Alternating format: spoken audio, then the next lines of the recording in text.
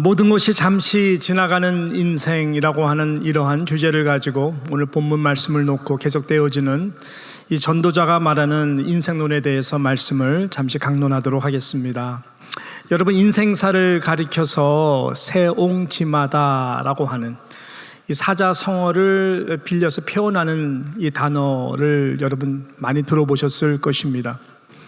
이 단어의 기원은 실은 중국 어느 한 변방 국경지대에 사는 한 노인으로부터 기인한 단어입니다.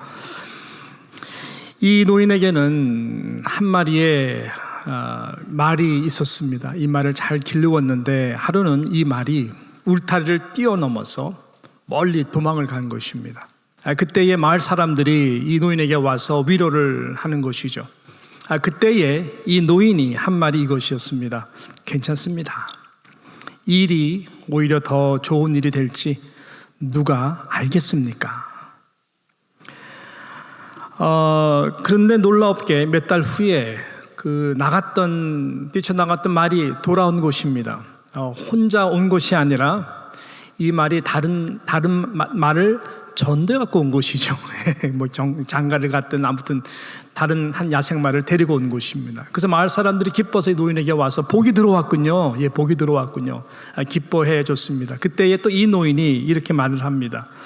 또 이것이 또 어떤 화가 될지 누가 알겠습니까? 기쁨의 흥분을 자제하면서 그렇게 대답을 했다고 합니다. 며칠 후 이 노인에게 아들이 있었는데 아들이 이 새로 들어온 이 야생마를 길들여야 되겠다, 훈련해야 되겠다. 그래서 그 말 위에 타서 훈련을 하다가 워낙 야생마다 보니까 그만 이 아들이 거기서 낙사하죠. 떨어져서 다리를 크게 다치게 됩니다. 그때에 이 마을 사람들이 이 노인에게 와서 쾌유를 빌었습니다. 그때에 이 노인이 또 이런 말을 합니다. 또 이게 어떤 복이 될지 또 누가 알겠습니까? 그런데 얼마 지나지 않아서 북쪽 오랑캐가 이 국경을 넘어서 쳐들어온 것입니다. 그래서 그 마을 중심으로 많은 젊은이들이 이제 전쟁터에 나가서 싸울 수밖에 없는 상황이 되었죠. 그 전쟁으로 인해서 많은 젊은이들이 부상을 당하고 심지어는 많은 젊은이들이 목숨을 잃게 되었습니다. 그러나 이 노인의 아들, 아까 말씀드렸죠. 노인의 아들은 낙사해서 이 다리를 크게 부상당했기 때문에 전쟁터에 나가지 않아서 생명을 건지게 되었다라고 하는 이 내용의 말입니다. 이러한 맥락 속에서 나온 것이 인생사는 누구도 알 수 없다. 세옹지마다라고 하는 말이 그렇게 생겨났다고 하는 것이죠. 이것을 그대로 한문으로 직역을 하면은 새는 무슨 새인지 아십니까? 변방새입니다. 변방새자를 쓰고 옹은 늙은이 옹이라고 하는 이 한자를 쓰고요. 지는 조사지, 마는 말마. 그래서 세옹지마인 것이죠. 즉 변방의 사는 노인의 말처럼 좋은 일과 나쁜 일에는 변화가 많아서 누구도 인생을 예측할 수가 없다라고 하는 뜻에서 쓰인 말이다라고 하는 것이죠. 다시 정리해서 말씀드린다면 지금 행복하다고 해서 그 순간이 영원할 것 같이 자만하지 말라. 또 그렇다고 힘든 일이 있다고 해서 너무 낙심하지 말라. 좋은 일이 반드시 또 올 것이다. 그런 기대를 가지고 눈앞에 펼쳐지는 지금의 결과 때문에 좌지우지하지 말라라고 하는 것이죠. 이러한 교훈이 담겨진 이 말입니다. 오늘 이 본문 말씀을 놓고 묵상을 하면서 이 세옹지마라고 하는 이 단어가 떠올랐고 어떻게 보면은 전도자가 우리들에게 말씀하고 있는 인생이 무엇이냐라고 했을 때 그가 본 지혜는 바로 이런 세옹지마와 같은 시각에서 우리들에게 전하고 있지 않는가, 그런 강한 느낌을 받았습니다. 자, 그런 맥락 속에서 인생론을 어떻게 보면은 이 전도자 코엘렛이라고 하는 전도자 우리에게 전하고 있는데요. 자, 우리가 그러면은 어떻게 이 인생을 봐야 될 것인가? 오늘 말씀을 중심으로 보게 되면은 중요한 첫 번째 포인트가 뭐냐? 지금 이것이 가장 중요한 포인트인데, 우리의 삶이라고 하는 것은 저와 여러분이 큰 그림을 알 수 없는 마치 모자익과 같은 인생이다라고 하는 것을 증거하고 있는 것입니다. 모자익과 같은 인생, 큰 그림을 볼 수 없는 모자익과 같은 인생. 하나님은 우리의 인생을 마치 이런 모자익 그림과 같이 디자인하셨다고 하는 것입니다. 마치 쉽게 예를 든다면 1000개의 그 퍼즐을 맞춰서 그림을 만들어야 되는 것, 그 같은 것이죠. 이 큰 식탁 테이블에 그 1000개의 퍼즐을 다 펼쳐 놓습니다.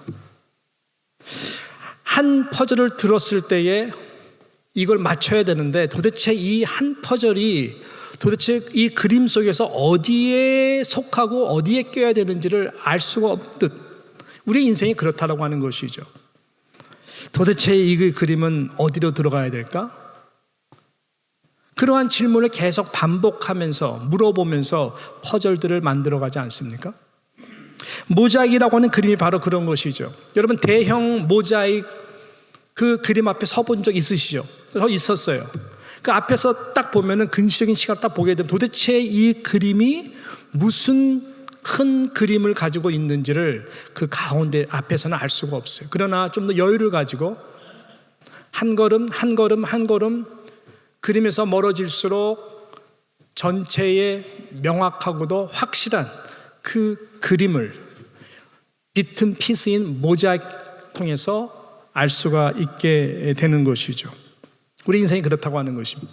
그래서 제가요, 한 두 이 그림 사진을 갖고 왔어요. 한번 알아맞혀 보십시오. 첫 번째 사진 한번 보여주시겠습니까? 여러분, 이게 모자익. 도대체 저게 무슨 그림인지 아시는 분 계세요?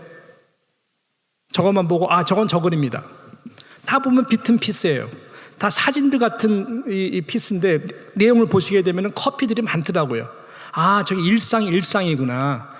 우리 하루 일상 일하시는 분들, 커피 좋아하시는 분들 커피를 마시고 하는 하루하루 일상들의 나름대로 그러한 퍼즐들과 같은 모자익으로 만들었구나. 그거는 알 수 있는 것 같아요. 그렇지만 큰 그림은 도대체 어떤 그림이지? 앞에 딱 서게 되면은 알 수가 없어요. 그렇지만 이 모자익 그림이 그런 것이죠. 그렇지만 나중에 뒤를 딱 그게 되면 이런 그림이 나옵니다. 두 번째 그림. 어떤 그림이 보이십니까? 그죠? 스마일. 짓고 있는 한 여인의 얼굴이 너무나 선명하게, 기가 막히게 보이는 것입니다. 내려주시죠. 이런 것처럼 커피를 마시면서 놀몰한 하루하루, 반복되는 하루하루 같지만 이런 것들이 함께 연결되어서 결국 우리의 인생은 웃는 인생인가? 그렇게 우리의 결론이 되는 것인가? 아니면 이것이 다 완성됐을 때에 슬피 우는 인생인가? 둘 중에 하나가 아닐까 생각을 해보는 것이죠. 저는 우리 사랑하는 뉴욕 장로교 모든 속한 여러분들이 하루하루라고 하는 일상들이 함께 묶여져서 Under the sun, 해 아래서가 아니라 Under the sun, S-O-N, 하나님의 아들 예수 그리스도 안에서 영원히 웃는 얼굴로 인생을 잘 마무리하시기를 주님의 이름으로 축복하는 것입니다. 하나님은 우리의 인생을 이렇게 디자인하시고 이끌어 가신다고 하는 것입니다. 오늘 본문 구절은요, 이 네 구절밖에 되지 않지만 굉장히 어려운 구절들입니다. 그래서 전도서에서 가장 좀 난해할 수 있다고 하는 구절이에요. 그래서 이것을 한 구절을 보면은 모자익 퍼즐과 같이 큰 그림 속 이해하기가 힘든데, 이 구절들을 전도서라고 하는 큰 그림 속에서 이 본문을 연결해서 보면은 답은 그리 어렵지가 않은 것을 우리는 발견하게 됩니다. 일단 13절 첫 구절이 중요한데, 이 13절만을 보면은 우리는 큰 그림을 알 수가 없지만 이 말씀 가운데 주는 교훈은 당연히 있다라고 생각을 할 수가 있죠. 13절만 우리가 먼저 보게 되면은 그저 가난한 한 청년과 모든 권력을 가지고 있는 한 늙은 왕가를 비교하는 그러한 내용의 말씀이 나오는 것을 볼 수가 있습니다. 자, 우리 13절 같이 한번 읽어볼까요? 가난하여도 지혜로운 젊은이가 늙고 둔하여 경고를 더 받을 줄 모르는 왕보다 어떻게 해요? 나으니라고 말씀하고 있어요. 13절 이 말씀만 보고 근시적으로 해석할 수가 있죠. 어렵지 않습니다. 어느 인생이 더 나은 인생이라고 생각하느냐라는 거예요. 전도자의 말은. 비록 늙고 둔하여서 측근들의 어드바이스 듣지 않는, 그러나 천하를 호령하는 절대 이 권력의 소유자인 왕의 인생이냐, 아니면 왕과 같이 어떤 권력이나 부와 재물이 없다 할지라도 젊음이 있고 지혜가 있는 가난한 청년의 인생이냐, 어느 인생이 더 나은 인생이라고 생각하느냐, 이러한 코엘렛 전도자의 말인 것이죠. 전도자는 당연히 그분의 손이 왕이 아닌 가난하고 젊은 지혜로운 청년 쪽으로 손을 들어줍니다.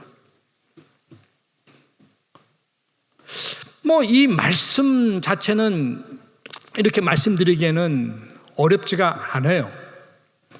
도대체 이 말씀의 본문과 어떤 연결이 되어 있는가라고 하는 큰 그림에서 보게 되면 깊이 묵상을 할 필요가 있는 것입니다. 자, 큰 그림 속에서 오늘 13절의 내용은 14절, 15절, 그리고 16절까지 잘 연결해 주면서 분명한 한 메시지를 우리에게 전하고 있다라고 하는 것이죠. 자, 14절을 보게 되면 소위 우리가 말하는 인생 반전의 스토리가 전개가 됩니다. 인생 반전의 스토리. 드라마와 같은 구절이죠.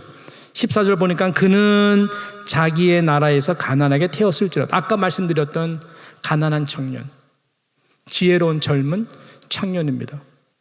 그는 자기의 나라에서 가난하게 태어났을지라도 감옥에서 나와, 감옥까지 들어갔네요.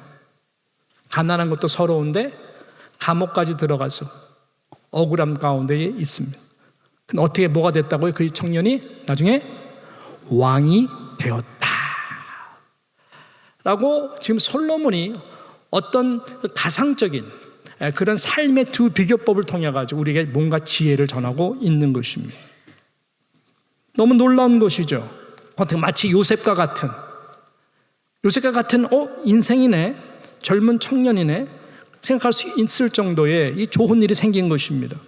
인생 가운데에 상상할 수 없었던, 도저히 상상할 수 없는 그림 가운데에 감옥까지 가서 나는 인생 끝났다고 생각을 했는데 오히려 왕이 되었다. 이런 반전이 어디 있습니까? 있다는 거예요. 예. 아까 말씀드렸던 말씀과 같이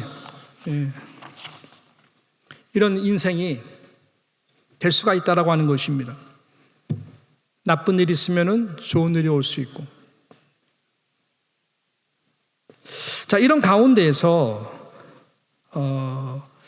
이 왕이 된 젊은 분이 얼마나 열심히 나라를 다스리고 통치했을까요? 분명히 그는 지혜로운 자였었고 고난을 아는 자고, 그래서 이 왕의 자리 가운데에 최선을 다했을 것입니다.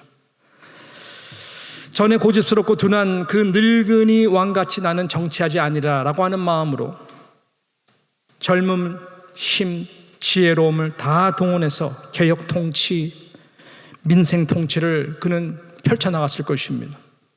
전 왕의 실패를 똑똑한 친구니까 원인들을 자세히 살피고 분석하여서 성공적인 통치자가 되기 위해서 아마 more than the best, 최선을 다했을 것입니다. 자, 그런데 전도자는 여기서 또 반전의 내용을 가지고 말씀하고 있습니다. 이번에는 안 좋은 쪽으로 끌고 갑니다. 정말 세옹지마와 같은 것 같아요. 그래서 전도자는 그렇게 끝나는 것이 아니라 15절, 16절에 또 반전의 내용을 말씀하고 있습니다. 제가 읽어드릴게요. 내가 본즉 15절, 해 아래서 다니는 인생들이 왕의 다음 자리에 있다가 왕을 대신하여 일어난 젊은이와 함께 있고, 16절, 그의 자리를 받는 모든 백성들이 무수하였을지라도 후에 오는 자들은 그를 기뻐하지 아니하리니 이것도 헛되어 바람을 잡는 것이로다. 여러분, 전도자가 지금 이 구절들을 통해서 무엇을 지금 말씀하고 있는 것입니까? 인생의 또 다른 반전을 말씀하는 거예요. 좋은 일이 있어, 근데 또 안 좋은 일이 생긴다. 이 젊은 왕의 측근에 있는 근거리에 있는 많은 사람들, 또 정치적 자리에 많은 사람들이 무수하였다라고 한 표현대로 정말 나름 적시적소에 다 배치를 해서 많은 자들이 왕 중심으로 다 있는데 표면에만 드러나지 않는 것뿐이지 평화스러워 보이고 질서 있게 보이지만 이 전도자가 딱 봤더니 해 아래서의 모든 인생들, 모든 인간들은 결국 자기의 이익만을 위해서 존재하더라. 옛 어른들의 말씀이 맞구나. 열 길 물속은 알아도 한 길 사람 속은 뭐예요? 모르더라. 예. 좀 이러한 뉘앙스의 말을 전하고 있는 거예요. 그의 결론은 후에 오는 자들은 그를 기뻐하지 아니하리니 이것도 헛되어 바람을 잡는 것이로다. 결국 헛된 것으로 말씀하고 있는 것이죠. 결국은 다 내가 리더가 돼야 되고 내가 왕이 되어서 내가 뭐를 취해야 되고 아무리 전에 왕이 업적을 낳다 할지라도 아무 상관이 없는 거예요. 기뻐하지 않는다라고 하는 것입니다. 그래서 인생사가 여러분 새옹지마인 것입니다. 안 좋은 상황이 있어요? 언제든지 좋은 일로 바뀔 수 있습니다. 그것이 영원할 것 같죠? No. 전도자는 그 얘기하죠. 그렇지 않다라는 거예요. 언젠가는 또 그것이 반대가 될 수 있는 상황이 될 것이다. 민물과 썰물과 같이 계속 이러한 패턴으로 모든 인생들이 살아가더라라고 하는 것이죠. 그래서 우리는 인생의 그림을 조금 더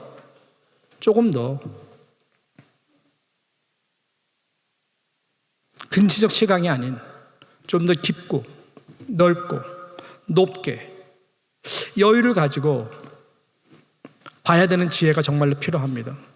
오늘 하버드에서 나온 인생론에 관한 강의를 한번 들은 적이 있었는데 그 가운데에 중요한 인사이트 포인트가 있었는데요. 그분이 말하는 참 어느 좋은 포인트에 제가 많이 감동을 받았어요. 60이 넘어가게 되면은 인생을 바라보는 시각이 바뀌어야 나중에 인생의 끝자락이 참 복이 된다라고 하는 그런 이야기예요. 근데 그 핵심적인 포인트는 뭐냐면은 60세 전까지는 많은 사람들이 똑똑하면 똑똑할수록 맞느냐 틀리냐, 계산이 되느냐 안 되느냐 이런 시각으로 인생들을 바라보면서 살아간다는 거예요.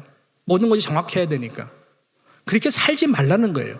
물론 그렇게 살아왔다면 훌륭하지만 60세 이후는 그렇게 살면 안 된다는 거예요.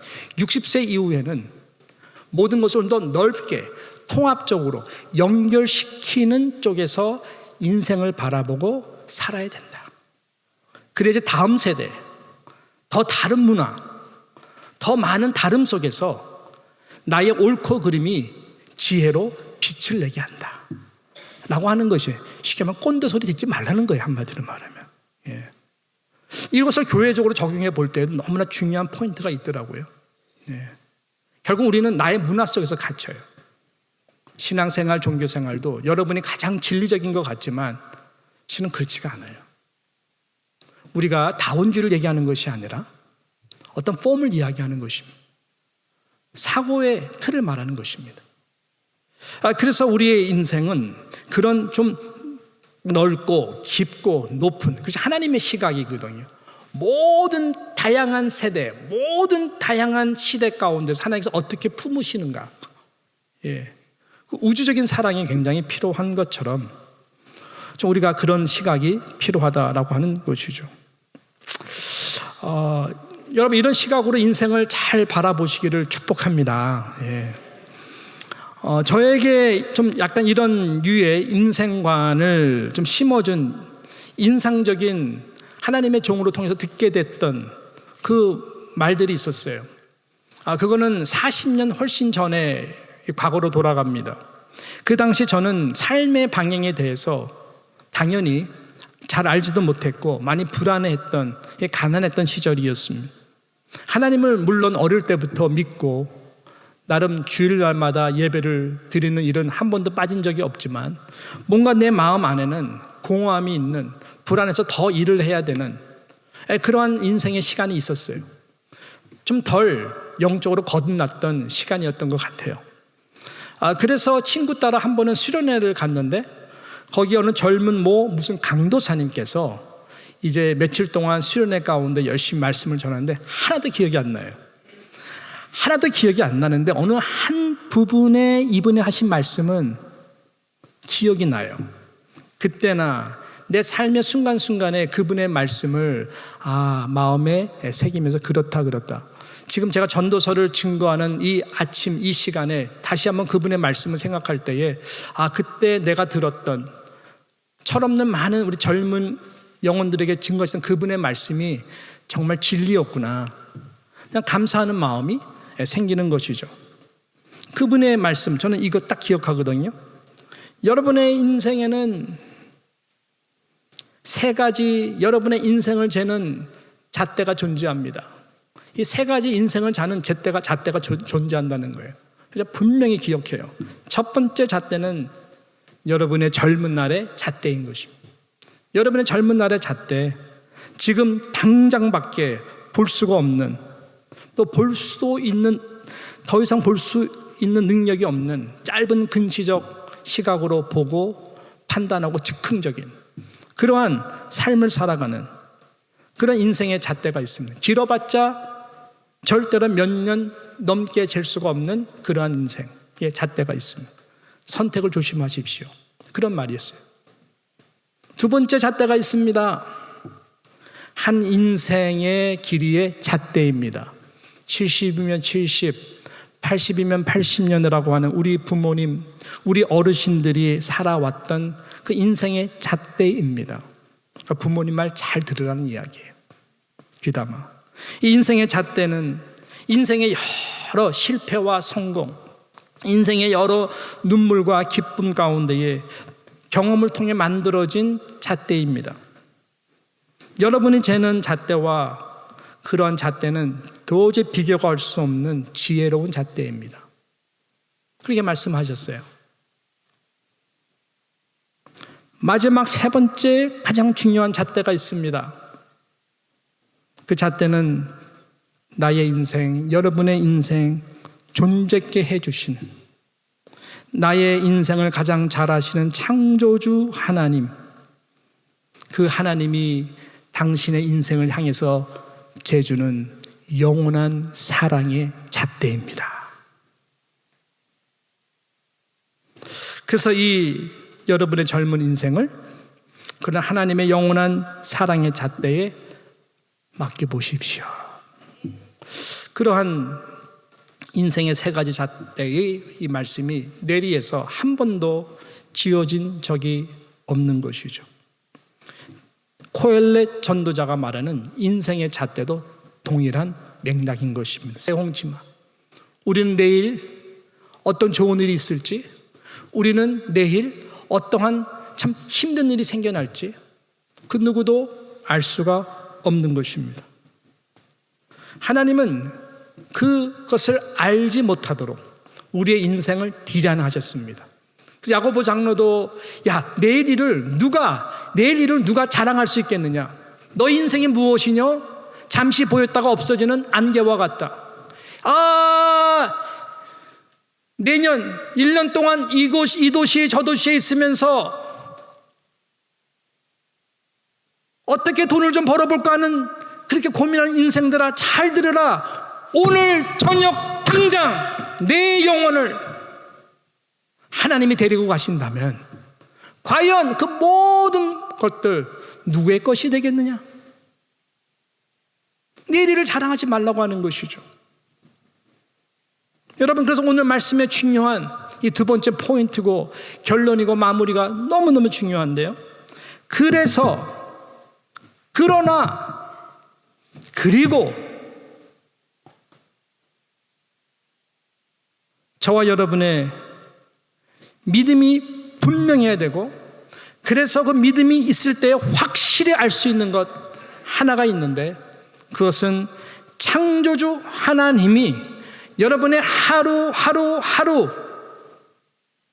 그 모자에게 일생의 퍼즐들을 가지고 다 연결하셔서 하나님의 가장 기쁘시고 선하신 뜻, 그 뜻을 이루는 그림을 만들어가기 위하여 오늘도 내일도 일하시고 계신다라고 하는 것이죠. 이거를 믿으시기를 축복합니다. 이것이 사실인 것이죠. 이것이 오늘의 중요한 결론입니다. 나는 몰라요. 내일을 나는 몰라요. 아무리 계획하세요. 그렇지만 사람이 계획하여도 그 길을 정하시는 분은 오직 단 한 분, 하나님이십니다. I do not know what will happen tomorrow, whether it's good or bad. But God knows. God knows what tomorrow will bring. He knows the best. 짧은 영어지만 진리가 있는 말씀인 것이죠. 도대체 우리는 우리의 삶의 퍼즐이 1000개이든 10,000개이든 10만 개이든 100만 개이든 number of my days, 도대체 나의 연한이 얼마만큼 며칠 남아있는지 모르지만 분명한 것은 하나님은 다 아신다라고 하는 것이죠. 나의 기쁜 뜻이 아니라 하나님의 선하시고 하나님의 거룩한 그 뜻을 만들어가기 위해서 하나님은 오늘도 모든 것이 합력해서 선을 이루도록 일을 하십니다.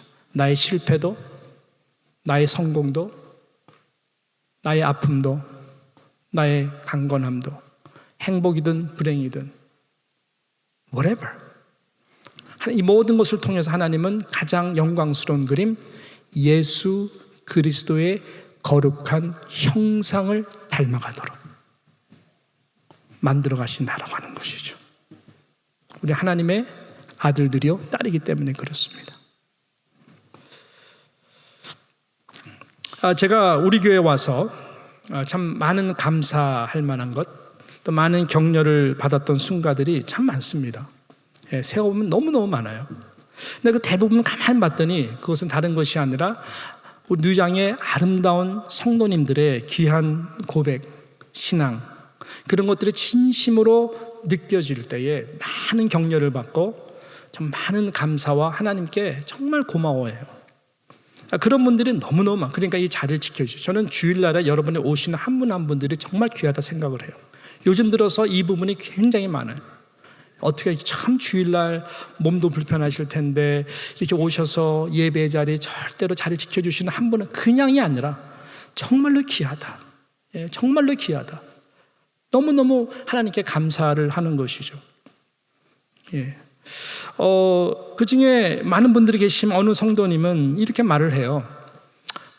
뭐 남은 인생 더 뭐가 있겠습니까? 살 만큼 하나님의 은혜로 살았다고 생각을 합니다.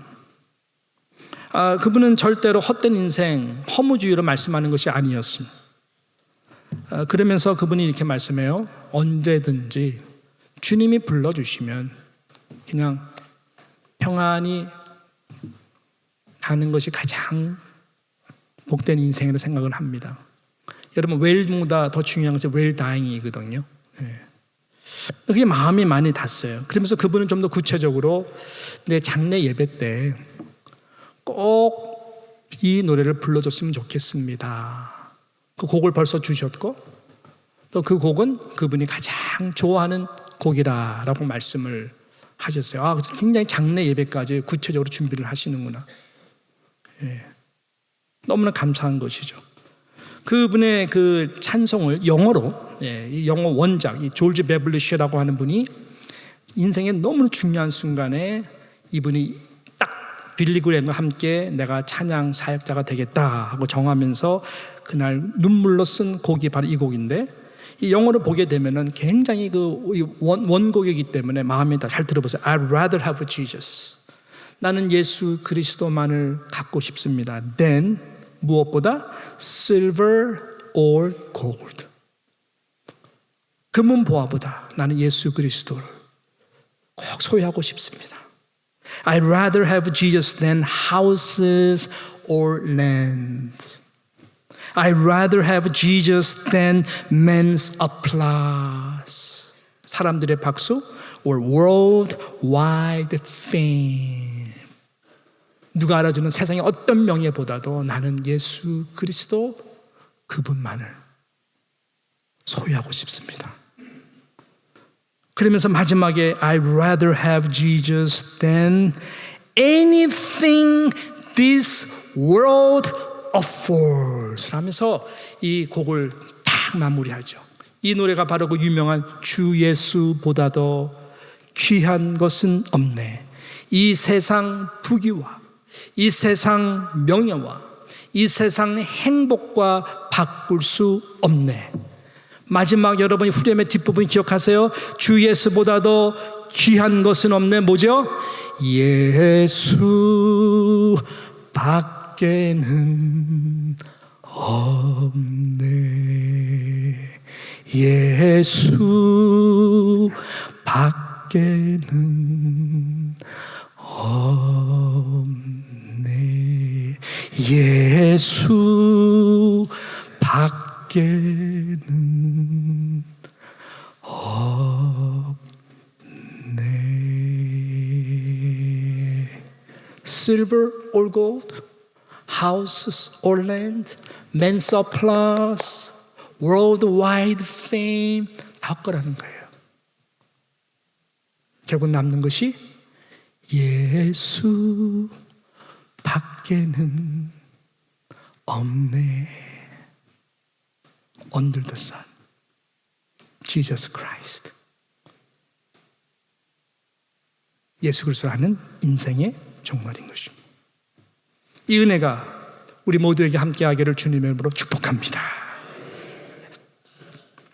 저는 이제 말씀을 마치겠습니다. 끝으로 젊은 날에 위대한 일을 시작하여 33세라는 이른 나이에 동일하게 생을 마친 두 사람의 인생을 비교하면서 저는 말씀을 마치도록 하겠습니다. 여러분 잘 아시죠? 한 사람은 누구죠? 알렉산더 대왕입니다. 33세에 세상을 떠났습니다. 다른 한 사람은 누구죠? 바로 예수 그리스도. 나사렛 청년 예수 그리스도입니다. 여러분 알렉산더 대왕은 당연히 왕궁에서 태어났습니다. 그러나 예수 그리스도는 마국간에서 태어났습니다. 알렉산더 대왕은 왕자로 태어났지만 예수 그리스도는 가난한 목수의 아들로 태어났습니다. 한 사람은 왕자의 고귀한 왕으로서 죽었죠. 위대한 왕으로 추대받으며 죽었습니다. 그러나 예수 그리스도는 십자가에서 조롱받는 왕으로 네가 왕이냐? 뛰어내려봐라. 네가 유대인의 왕이야? 조롱받으면서 죽었습니다. 그런 차원에서 보면 한 사람의 인생은 알렉산더의 인생은 성공적으로 보였습니다. 더 이상 정복할 땅이 없음을 슬퍼할 정도로 위대한 인생, 엄청난 업적을 이루었고 살았다라고 스스로도 자부했고 많은 사람들의 박수를 보낼지도 모르겠지만 그러나 예수 그리스도의 인생은 마치 실패한 자처럼 당대 가장 수치스러운 십자가에서 죄인으로 취급을 받아서 그는 죽었습니다. 알렉산더 대왕은 자신의 소유와 업적을 위해 수십만 명의 피를 흘리게 했지만 예수 그리스도는 온 인류를 위해서 자신이 직접 십자가에서 물과 피를 다 흘려 죽으셨습니다. 알렉산더 대왕은 모든 왕국을 정복했지만 예수 그리스도는 죽음을 정복했습니다. 알렉산더는 모든 인간을 노예로 만들었지만 예수 그리스도는 모든 인간을 스스로 십자가에 매어 달림으로 많은 사람들을 다 자유케 하셨습니다. 알렉산더 왕은 역사의 한 페이지를 장식했을지는 모르겠지만 예수 그리스도는 역사를 변화시켰습니다. 여러분, 이 두 인생의 차이가 뭘까요? 전도자가 말하고자 하는 이 인생의 차이는 무엇일까요? 전도자는 물론 허물을 전합니다. 계획 세우지 마. 좋은 일 있으면은 나쁜 일 있고, 나쁜 좋은 일 있고. 아니, 가난한 이름 없는 한 젊은이가 감옥까지 갇혀서 끝났다고 생각했죠. 그 사람이 왕이 됐네. 많은 업적을 이루었네. 사람들은 박수를 보내지만 그가 죽은 후에 다 기억도 안 하는, 오히려 다 싫어하는, 다 이것이 다반사의 인생, 해 아래서의 수고라면 예수 그리스도는 해 아래서의 수고가 아니었습니다. 해를 창조하신 하나님의 뜻을 따라 오가는 모든 인생 가운데에 내가 길이고 진리고 곧 생명이었어. 영원한 삶을 주시기 위하여 예수님은 살아가신 분이십니다. 알렉산더 대왕은 내일을 알지 못하는 인생이었어요. 내일을 알지 못하는 인생이 모든 세상을 정복해봤자 What good is it? 그럼 어떻게 죽었는지 아시죠? 내일을 알지 못한 채 내일 말라리아 모기에 툭 찔려가지고 열병으로 끌끌 앓다가 죽었어요. 말라리아 모기에 툭 물려서 죽었다니까요. 이것이 인생이에요. 예수 그리스도도 찔려 죽었지만 그분은 모든 인류를 대신해서 창의 허리, 양손 모래 못 자고 찔려 죽었어요. 그렇지만 예수 그리스도는 당신이 분명히 십자가에서 그렇게 죽을 것을 아는 인생이었어요. 어릴 때 목수로 자라면서 못질을 할 때마다 내가 언젠가 온 인류를 위해서 죽은 그날을 마음으로 준비해.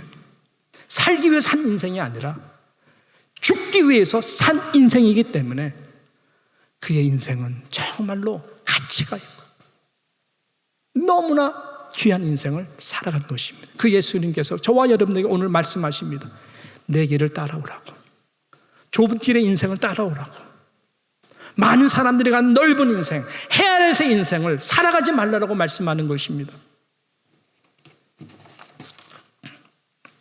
어차피 새옹지마와 같은 인생, 올 한 주 어떤 일을 당할는지, 어떤 좋은 일을 당할는지 우리는 알지 못합니다.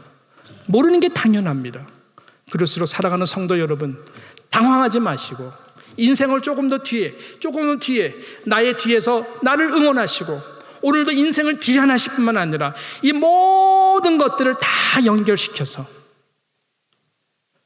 예수 밖에는 없네 인생의 고백으로 살아갈 수 있도록 만들어지는 그 하나님 앞에 말씀과 기도와 정말 찬양하며 승리하시는 여러분 되시기를 주님의 이름으로 축복합니다.